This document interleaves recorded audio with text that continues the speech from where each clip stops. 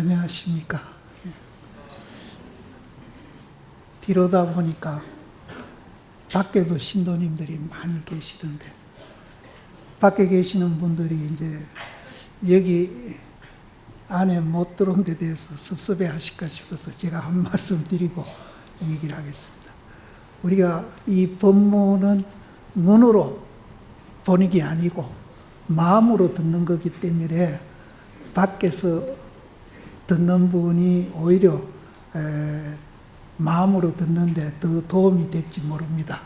그래서 밖에 듣는 분들도 이 법문은 마음으로 듣는 거다 이렇게 생각하시고 이 얘기를 들으시면은 안에 들어오신 거나 꼭 같습니다. 마조 스님이 사는 해상에 대주 스님이 찾아갔습니다. 마조 스님이 하시는 말씀이 여기 뭐하러 왔느냐, 여러분들도 여기 뭐하러 왔느냐 물을 수 있겠죠. 뭐하러 왔느냐 하니까 스님한테 불법을 배우러 왔습니다. 여러분도 역시 이제 불법을 배우러 여기 오셨습니다.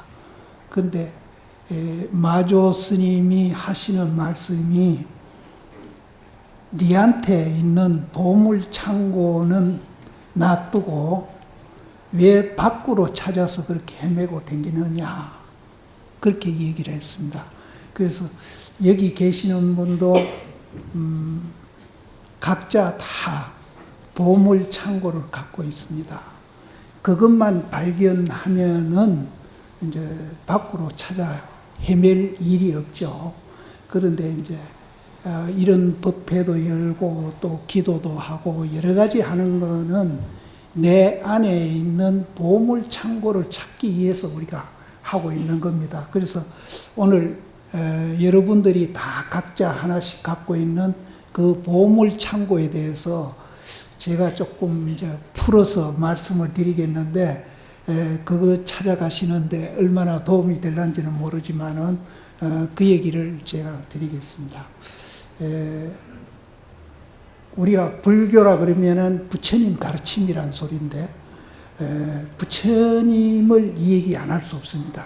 그래서 부처님은 간단히 얘기 드리면은 2600년 전에 가비라라는 조그마한 나라에서 왕자로 태어나셨어요. 나셔가지고 이분이 29세에 출가를 하고 6년 만에 이제 진리를 깨닫습니다. 이 진리라는 게 딴 게 아니고 우리 존재 원리를 얘기하는 겁니다. 그래서 이분이 왜 왕자로 태어나가지고 여러 가지 외적인 조건을 그 당시 그 나라에서는 제일 갖추고 하나도 부족한 게 없이 이렇게 태어나셨는데 왜 거기에 만족을 안 하시고 출가를 하셨는가? 이것이 이제 우리가 부처님을 이해하는데 첫째로 이제 살펴볼 일입니다. 그럼 외적인 조건을 다 가졌어요. 그분은 또 운이 좋아가지고 요즘 젊은 사람이 좋아하는 몸짱, 얼짱까지도 다 갖췄어요. 권력 갖췄죠. 부 갖췄죠. 학문, 무예 안 갖춘 게 없었어요.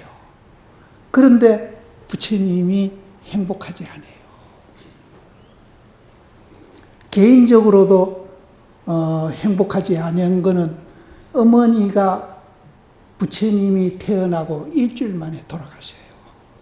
그래서 항상 이모 밑에서 자라면서 생로병사에 대한 이문을 갖습니다. 그래서 성장해가지고 사문유관상, 사문을 성 밖에 나와서 그 생로병상 현상을 보면서 또 굉장히 고민을 하시고, 또 왕자니까 그 당시 그 사회에 대해서 또 굉장히 고민을 하셔요. 제일 고민을 많이 하신 게 뭔가 하면은 지금도 인도 가면은 사성계급이 있습니다. 사성계급이 있어가지고 정말로 천민들은 정말로 인간 이하로 그렇게 이제 생활하신 걸 보면서 그분이 도통하시고 제일 먼저 그거부터 타파를 하시죠. 그래서 우바리존자가 왕자하고 같이 출가를 했는데 우바리존자를 상석에다 앉힙니다. 그래서 그런 사회적인 고민, 또 그 당시 농경사회니까 그 수로 때미로 국가 간의 전쟁을 참 많이 했어요. 그래서 강대국에서는 물을 철철 넘치게 끌어가는데 약소국들은 항상 물이 부족해가 흉년이 지고, 이런 이제 현상들을 보면서 부처님이 개인적인 고민, 사회적인 고민, 또 국가적인 고민, 이런 것을 하면서 하루도 마음이 안 편해요. 여기에서 우리가 이제 배울 것이 하나 있습니다. 지금 우리는 행복해지려고 모든 사람들이, 세계 사람들이 다 그렇습니다. 뭔가 밖으로 행복을 추구하고 있어요. 부처님은 다 가졌는데 만족 못했거든요. 그런데 우리는 행복해지려고 내 밖에 어떤 조건을 좋게 하기 위해서 정말로 애쓰고 한평생 그렇게 삶을 살죠. 그러면은 밖으로 추구하는 걸 우리가 가졌다고 가정할 때 과연 행복할까요? 이게 불교에 입문하는 첫째 과정입니다. 그럼 부처님 보자. 부처님은 행복 안 하셨거든요. 출가를 하셨어요. 그러면 외적으로 조건을 다 갖춘다 해서 절대로 행복해지지는 않는다. 이거부터 먼저 우리는 배워야 됩니다. 그런 외적인 조건만 가져가지고 우리는 절대로 행복해질 수 없다. 그런 외적인 조건보다도 우리 의식을 바로 보고 이 의식을 바꾸면은 그런 외적인 조건도 더 가질 수 있는 기회도 있고 더 가질 수 있는 능력도 생겨요. 그럼 우리 의식이 바뀐 상태에서 그걸 가지면은 역기능과 순기능이 번갈아 작용하는 게 아니라 정말로 매일매일 좋아지는 행복한 그런 순기능만 작용하는 그런 생활을 할 수 있다는 거예요. 부처님이 발견한 게 그겁니다. 굉장히 좋은 방법입니다. 이런 방법은 정말로 이 지구상에 얘기 한 분이 없어요. 다른 종교도 이런 얘기를 한 거예요. 그래서 다른 종교는 우리가 학문적으로 전변설 종교라고 그러는데 불교는 연기설 종교인데 연기설 종교 얘기한 거는 부처님밖에 없습니다. 그런데 이 연기설 종교가요, 과학하고 일치해가고 있어요. 그래서 실제는 이 불교, 이 절이 뭘 가르치느냐 하면은 그걸 가르치는 것이에요. 그걸 가르치는 방법 중에 이제 오늘같이 이렇게 이제 설법하는 방법도 있고, 기도하는 방법도 있고, 여러 가지 방법이 있습니다. 보살행하는 방법도 있고. 그런데 그 중에 하나가 이제 이렇게 이제 설법하는 방법이 그 중에 하나예요. 그런데 그 중에 하나면서 이것이 또 굉장히 귀중해요. 그래서 이 부처님 가르침을 논리적으로 우리가 이해를 하고 그 이해를 바탕으로 해서 여러 가지 수행, 참선도 하고 교학도 하고 연불도 하고 절도 하고 이렇게 이제 우리가 해 나가면은 정말로 아까도 말씀드렸지만은 그런 외적인 조건도 더 가질 수 있는 기회도 더 많이 생기고요. 더 가질 수 있는 능력도 거기서 생깁니다. 생기는데 그것을 가짐으로 해서 절대로 역기능은 이제 불행한 일입니다. 역기능이 작용하지 않는 순기능만 작용하는 그런 이제 삶이 된다는 거예요. 그래서 오늘 저는 신도님들한테 그러면은 부처님이 이제 무엇을 깨달았느냐? 이 팔만대장경이 전부 그걸 설명해 놨습니다.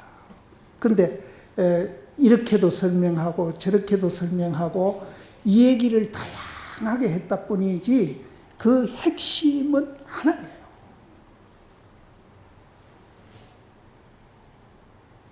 그래서 우리가 그걸 배워가지고 그것을 이제 제가 이 얘기를 하러 댕긴 지가 좀 몇 년이 됐는데 오늘도 보니까 이 얘기를 참 열심히 이제 잘 듣고 계시는데 이거를 자기 걸 만드는 데는 조금 소홀하신 것 같아요.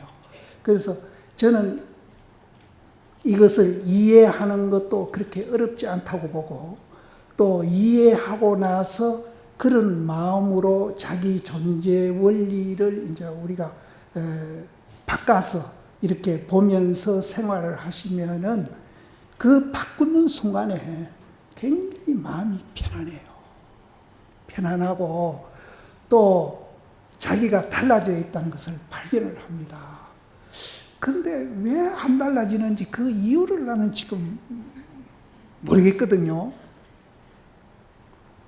근데 자꾸 어렵다고 그래요. 어렵다고 그러는데 그래서 저는 어렵다고 소리를 하도 많이 들어서 가급적이면 굉장히 쉽게 얘기하자고 하는데도 또 어렵다고 모두 그래요. 그래서 저는 봉헌사 그전에도 몇 번 왔었고 여기 와서 이 얘기를 내가 해보면은 여기는 법회를 많이 해서 그런지 다른 곳보다는 굉장히 이해 수준이 높은 걸 내가 느껴요. 그래서 오늘 이해하고 계시는 분은 더 한번 확인을 하고 이해 못 하시는 분은 오늘 한번 이해를 해가지고 생각을 한번 깊이 해보시고 실제는 그렇습니다. 저는 제 경험에 의해서 중놀이를 쭉 하면서 한 3분 그 부처님 말씀에 대한 거를 한 3번 마음으로 굉장히 감동을 받은 적이 있어요. 그래서 그 감동을 받고 나니까 생각이 바뀌더라고요. 그래서 내가 남한테 감동을 못 주는가 보다. 저는 이제 그렇게도 이제 생각을 해봅니다. 그래서 우리가 지금 이제 현재 사고하고 있는 것부터 먼저 설명을 드린다면은 우리는 지금 이제 여기 계시는 분들이 모두 어떻게 사고를 하는가 하면은 내가 있다라는 생각을 하십니다. 안 그런 분 누가 있으십니까? 내가 있다라고 생각. 그래서 내가 있다라고 생각을 하니까 나한테 좀 불리한 얘기라든지 욕되는 얘기를 하면은 금방 화를 냅니다. 내가 있다. 그렇게 내가 있으니까 상대도 물론 있죠. 그래서 내다, 니다 이렇게 갈라놓고 사고하시는 거예요. 이게 자기 존재 원리를 모르니까 그렇게 사고를 한다는 거예요. 자기 존재 원리를 모르니까. 그렇게 사고 안 하는 분이 있습니까? 내다, 니다 놓아놓고 사고하다 보니까 내라는 카테고리 속에 자기가 갇힌다는 거예요. 그래서 나를 조금이라도 섭섭해하고 불리한 얘기를 하면은 화를 벌컥 내는 거예요. 이게 잘못됐다는 거예요. 부처님이 내다, 니다 놓아놓고 내라는 카테고리 속에 들어가서 사고할 때는 외적인 조건이 그렇게 좋아도 행복감을 안 느낀 거예요. 이 틀 속에 갇혀있는 한은 절대로 외적인 조건이 아무리 좋은 조건을 갖췄더라도 행복해질 수 없다. 이건 부처님 말씀입니다. 정말로 이렇게 좋은 법이 있을 수가 없습니다. 그러면은 상대적이고 유한한 사고에서 절대적이고 무한한 사고로 바꾸는 것이 절대적이고 무한한 사고가 이제 부처님 생각입니다. 부처님 된 사람이 사고하는 생각이에요. 그럼 부처가 못되고 중생으로 남아있는 한은 상대적이고 유한한 사고를 하기 때문에 외적인 조건을 아무리 좋게 갖춰왔더라도 그것이 오히려 역기능이 돼가지고 나를 불행하게 만들고 후회하게 만드는 거예요.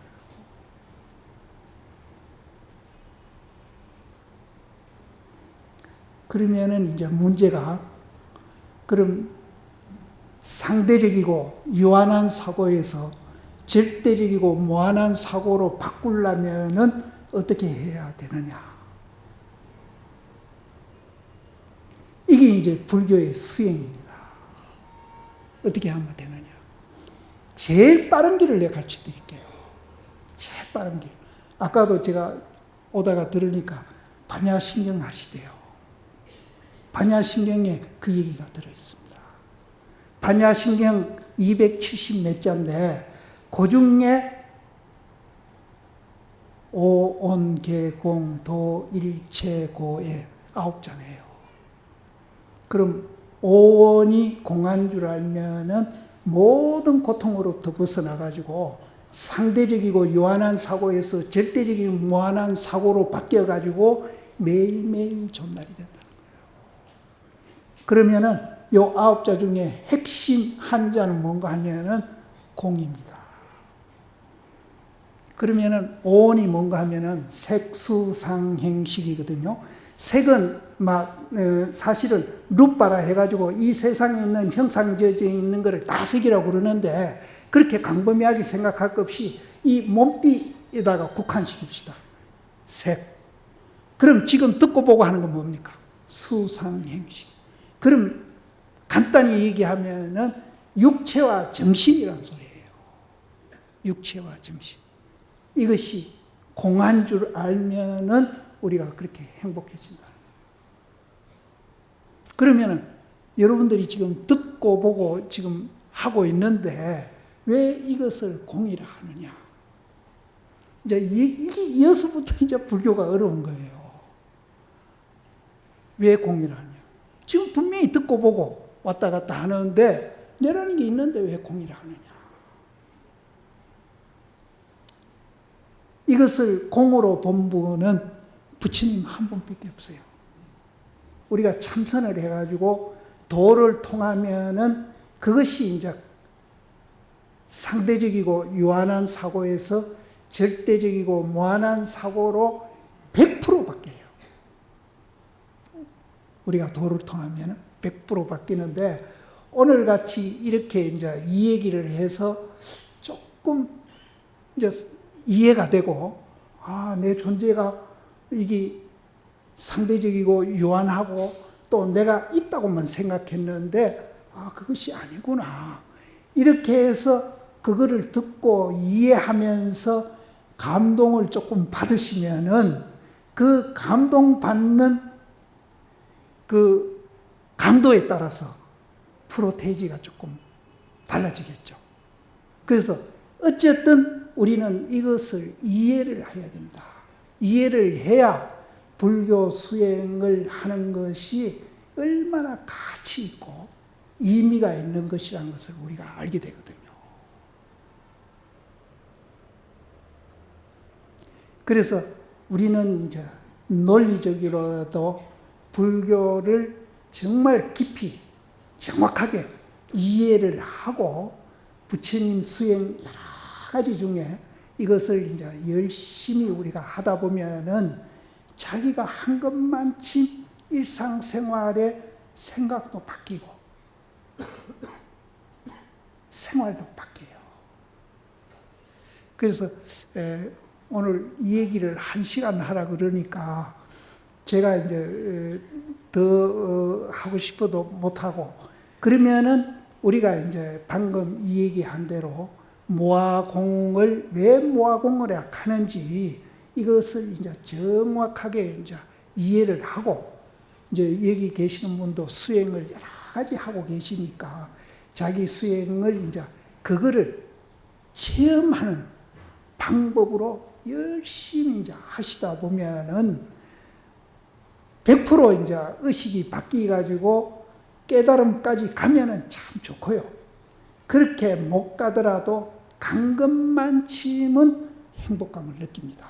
그래서 그 행복감을 느끼는 여러 가지 이제 그런 현상들이 마음에서 일어나겠죠. 일어나는데 그 중에 제가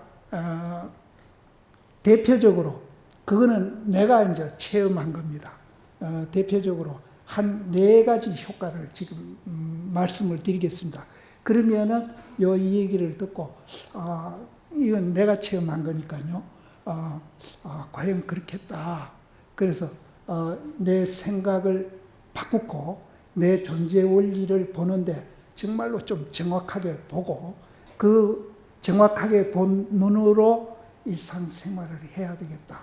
이런 이제 생각을 내시라고 한 효과 면에서 한 4가지를 얘기 드리겠습니다. 첫째는 이제 모아공을 이제 우리가 이해를 하시면은 100%안 깨달아도 이거는 바뀝니다. 생각이 바뀌어요. 첫째는 남하고 비교를 안 합니다. 남하고 비교를 안 해요. 근데 가만히 생각해 보세요. 우리가 이제 일상생활에 스트레스 받는 중에 거의 80%는 남하고 비교하는.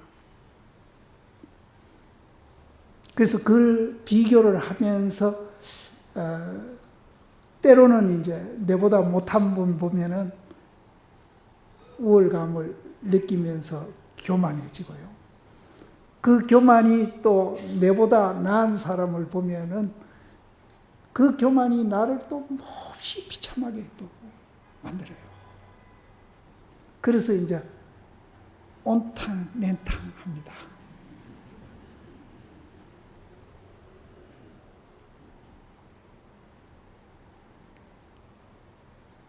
남하고 비교를 안 합니다.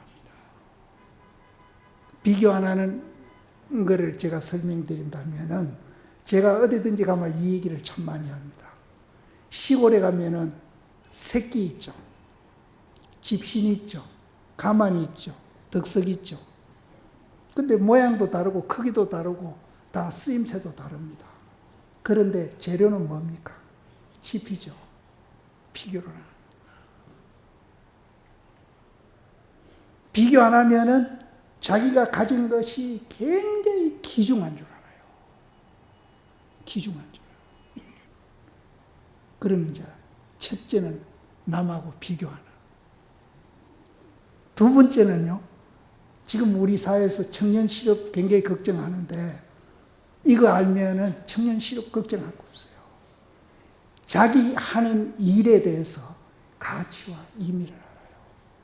가정주부도 자기 하는 일에서 가치와 의미를 알고 직장에 가 있는 분도 자기 하는 일에 대해서 가치와 의미를 알아가지고 가치와 의미를 아는 사람은 그 일에 대해서 굉장히 집중하고 열심히 또 즐겁게 일을 합니다. 그러면은 그 분야에 전문가로 인정을 받게 돼요. 전문가로 인정을 받으면은 보수도 따라오고 존경도 따라옵니다. 왜? 그분은 그렇게 자기 하는 일에 대해서 가치와 의미를 알고 열심히 즐겁게 일하는 분은 인격이 형성됩니다.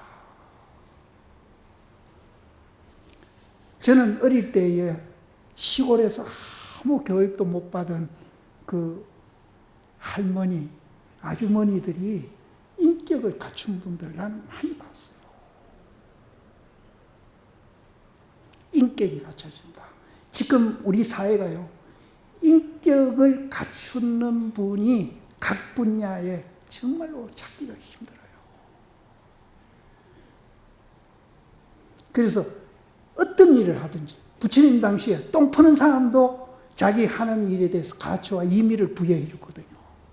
부처님이 그 똥 퍼는 사람이 열등의식에 빠져가지고 굉장히 자기를 학대하고 있었는데 부처님이 거기에다 가치, 의미를 설명해 주니까 그분이 그 똥 퍼는 행위가 얼마나 자기가 가치 있고 의미 있는 일을 한다는 것을 알고 나니까 그 열등의식으로부터 벗어나가지고 그 일을 열심히 하면서 행복하게 열심히. 두 번째는 이제 가치와 의미를. 세 번째는 자주 의식이.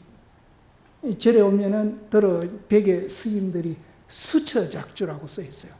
가는 곳마다 주인이 된다. 여기 직장인도 많이 있을 텐데 그 직장에서 자기가 주인이라고 생각하고 열심히 하십니까? 혹시 그런 분은 안 계시겠지만, 아이고 내가 뭐 월급이나 받고 뭐 그냥, 그럼 월급, 돈이 목표인 분은 가치와 의미도 모를 뿐 아니라 주체의식도 없는 거예요. 이 주인의식이 굉장히 이 부끄러운 얘기인데, 저는 지금 우리 조계종 스님이 한 13,000명이 지금 계십니다. 그 가운데에 과연 주인의식을 갖고 중놀이 하는 분이 몇 분이 될까? 이 신도님 중에도 이 봉원사 신도님들이잖아요. 정말 주인의식을 갖고 내가 봉원사에 내가 주인이다 이렇게 생각하고 여기 댕기는 분이 과연 몇 분이나 있을까요?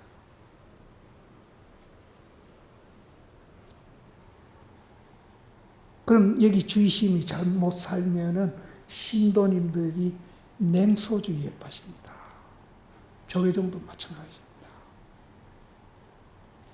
주의심이나 집행부에 있는 분들이 잘못 삶을 살면은 거기에 구성원들이 주인의식을 잃어버리고 냉소주의에 빠져요. 그러면은 그 집단이나 그 절이 절대로 잘 될 수가 없어요. 방관주의에 빠지고. 그래서 우리가 불교를 이해하면은 그 환경이 아무리 열악하고 나쁘다 하더라도 주인의식을 갖고 열심히 절에도 댕기시고 또 스님들도 수행을 열심히 하시고 자기 나름대로 그 분야에서 뭔가 역할을 하려고 노력을 하실 겁니다. 그래서 주인의식, 이 주인의식이 참 중요한 겁니다. 그래서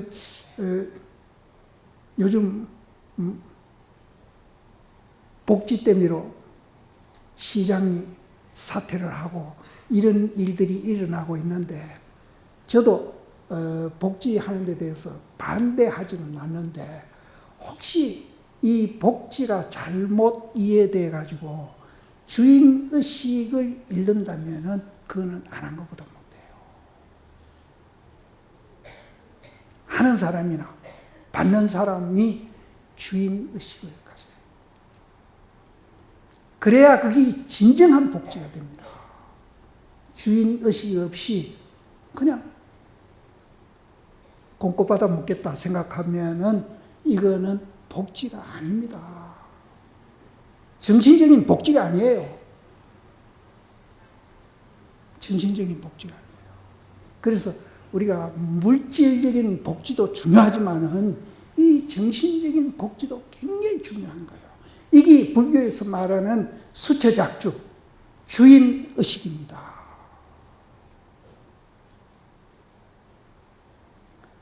네 번째는 소통입니다. 지금 이 소통은 아무리 강조해도 지금 부족함이 없어요. 정치하는 사람으로부터 노사 문제로부터 모든 분야에 지금 가정부터 그렇습니다. 이 소통이 잘 안 되고 있어요. 그래서 이혼율도 높아지고 노사 분규도 심하고 사회의 이 갈등도 전부 다 이 소통.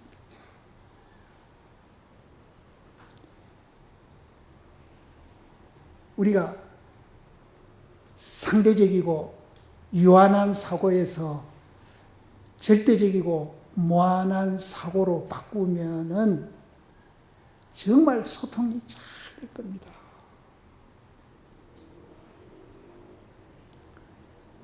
굉장히 제가 소박한 얘기를 하나 하겠어요. 노사관계. 이 소통이 준비된 사람이라면은 노동자들, 사측부터 먼저 해요. 사측에서 노동자를 볼 때, 저 노동자가 있기 때문에 내가 저분들보다 아파트 한 평이라도 더 큰 데 살고 배기량이라도 하나 더 큰 차를 내가 타고 다니는구나. 저분들 덕이구나. 사실대로 보는 거 아닙니까? 사실이에요. 사실대로.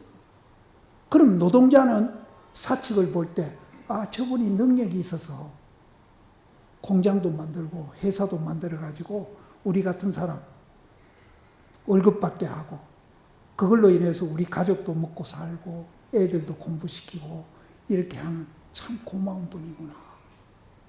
사실대로 보는 거예요. 사실대로.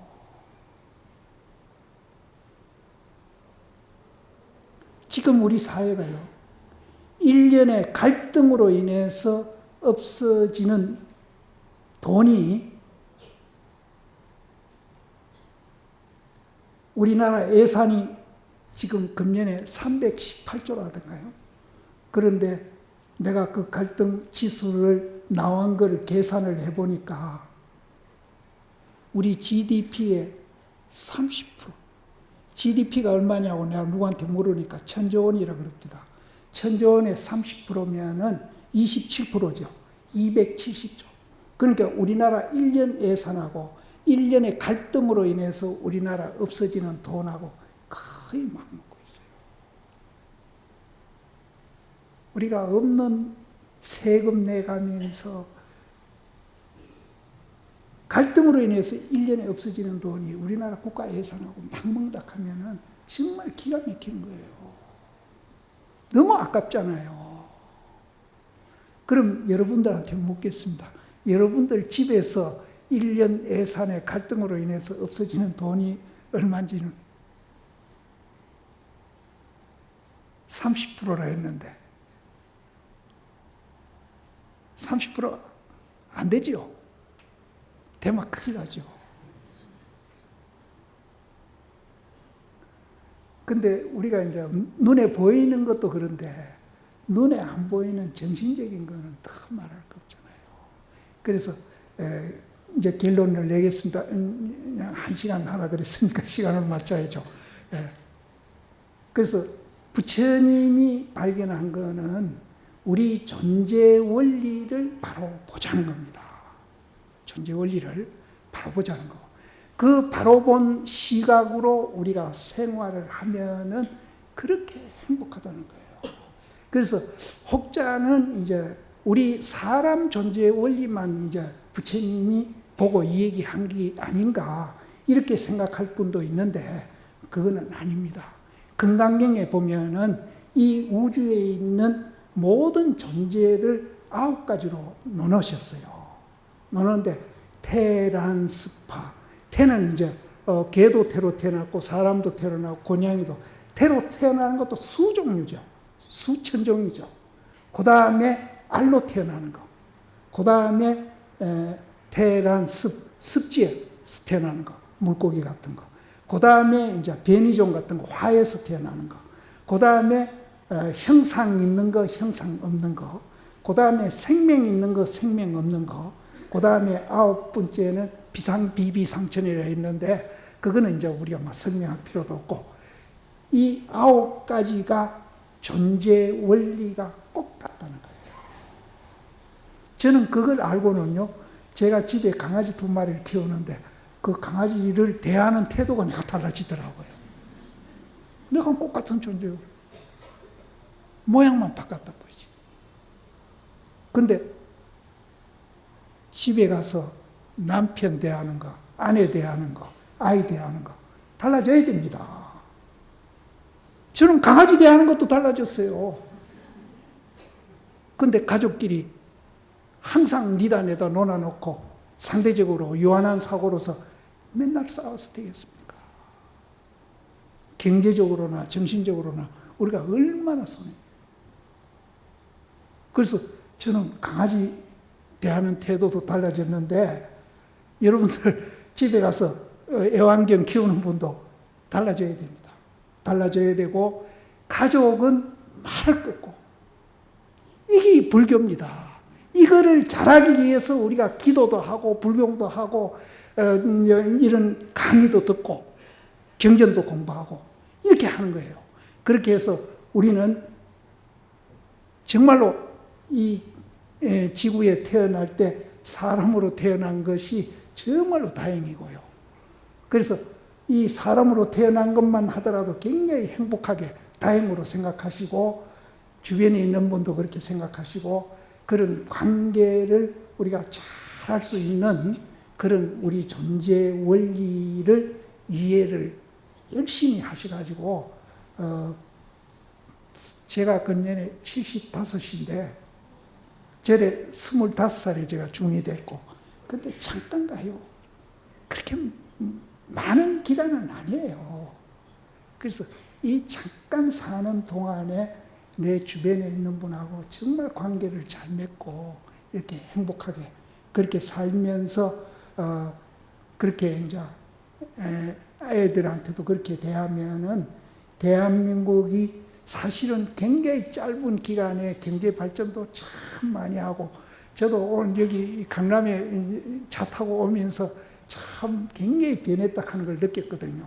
그래서 우리가 어떤 나라보다도 경제 발전도 우리가 거기에 따라서 행복감도 더 느낄 수 있는 그런 나라가 되리라고 봅니다. 그래서 이런 좋은 삶의 방법을, 또 우리 존재 원리를 보는 그 시각을 우리만 이제 그렇게 갖고 살 게 아니라 남한테 이 얘기하면서 이렇게 전해드려야 됩니다. 그래서 제가 마지막으로 부탁을 하나 드리면서, 제가 아까 공무화를 이 얘기를 하면서 파이만하고 힉스 이 얘기를 했는데, 불교에서는 그거를 이제 중도라고 그럽니다. 중도.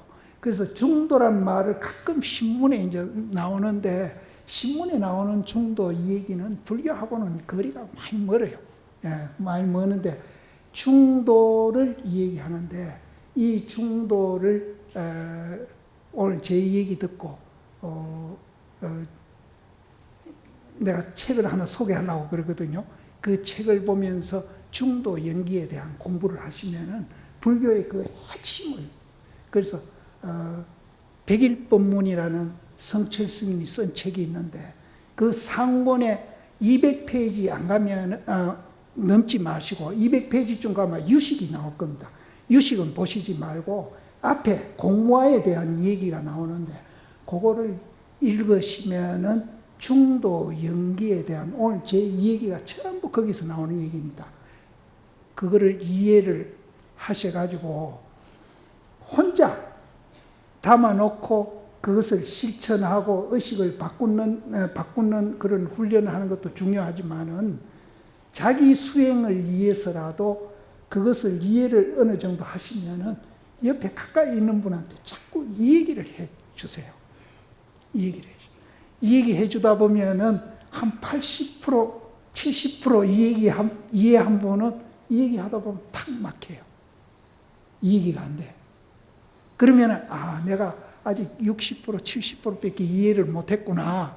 그리고 또 한 번 보세요. 그 맥혔던 부분을 보면은, 내가 요걸 몰랐었구나. 이러고 또 이 얘기를 해주세요. 한 서너 사람한테만 그렇게 얘기하면은 중도 연기가 불교의 핵심입니다. 이거를 이해하시게 됩니다. 그러면은 이제 내 공부하는데도 굉장히 도움이 되고, 또 남한테 이 얘기를 했으니까 이 얘기한 공덕이 건강경에 보면은 겐지스강 모래알수만한 보물보다도 더 가치 있고 더 복이 된다고 얘기했어요. 나는 그 이유를 설명할 수 있습니다. 겐지스강 모래알수보다 더 많은 보물보다도 더 공덕이 된다는 말을 저는 설명할 수 있어요. 그런 공덕을 짓는 겁니다. 그래서 그 백일법문을 꼭 보시고 남한테 얘기를 하십시오. 가까이 있는 분한테 얘기하십시오. 가까이 있는 분 중에 그래도 내 말을 제일 잘 들어주겠다 하는 분한테 얘기하세요. 그러면은 자기 공부도 굉장히 되고 또 그 이 얘기를 듣는 분한테 또 불교를 이해하게 만들고 그 이해가 그분으로 하여금 굉장히 또 행복하게 만드는 거니까 그렇게 이제 공부를 하시면은 자기한테도 공부가 많이 되고 남한테도 이제 큰 공덕이 되니까 그렇게 그 별로 어려운 일이 아니잖아요. 그렇죠? 많은 사람한테 가서 하는 게 아니고 제일 가까운 친구도 좋고 남편도 좋고 아내도 좋고 애들한테도 좋고 친지도 좋고 꼭 그렇게 하시기를 바라고 그 백일법문을 보시면은 오늘 제가 이 얘기 다 못한 것도 많이 있습니다.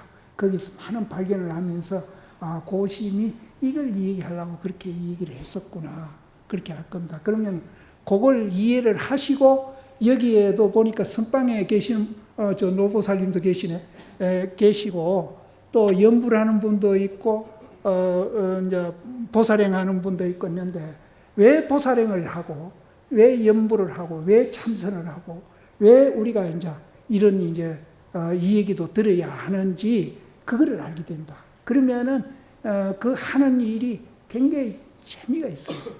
재미가 있고 즐겁고 또 굉장히 보람도 느끼고 이런 것들이 이제 더 깊이 이해를 하게 만들고 더 깊이 이해하면은 나를 보는 눈도 달라지고 세상 보는 눈도 달라지고 이런 것들이 나를 굉장히 이제 행복하게 편안하게 하고 행복하게 합니다. 그래서 그렇게 하시기를 바라고 저는 이걸로 끝내겠습니다.